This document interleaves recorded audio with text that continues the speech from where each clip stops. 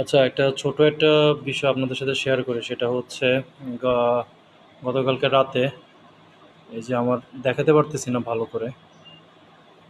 একটা এই যে দেখেন আমার বাসায় একটা বিড়াল, আমার পালতু না, এটা বন্য বিড়াল।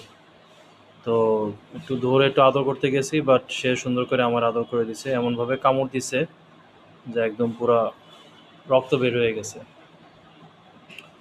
এখন কুকুর বিড়াল কামড় দিলে করণীয় কি? সেটা হচ্ছে যদি আপনাকে কুকুর বা বিড়াল যদি কামড়ায়, সাথে সাথে আপনার সাবান দিয়ে ওই জায়গাটাকে ভালো করে পরিষ্কার করতে হবে।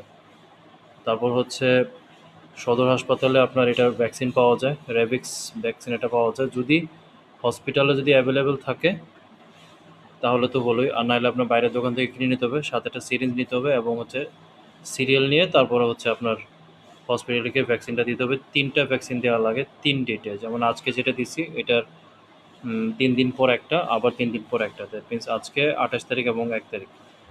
তো ৩টা ভ্যাকসিন দেওয়া লাগে। তো যারাই কুকুর বিড়াল পালেন, যদি বাসায় পালেন তাহলে অবশ্যই ভ্যাকসিন দিয়ে রাখবেন ওই কুকুর বিড়ালকে, তাহলে আর ওই আপনার ভ্যাকসিন দেওয়ার মতো প্রয়োজন হবে না। তো যাই হোক, এই ছিল আমার গতকালকে রাতের ঘটনা। কামড়ের সাথে সাথে বেহুশ হয়ে গেছিলাম, রক্ত বের হয়েছিল, আমার হাড্ডিতে যা লাগছে তার দাঁতটা এখনও ফুলে আছে, আমার আঙুলটা এখনও প্রায় ফোলা।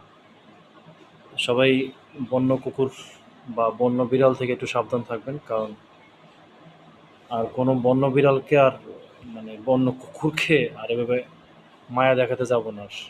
মায়া দেখাতে যেয়ে নিজে মায়ার শিকার হয়ে গেছে, এই আর কি। তো ঠিক আছে।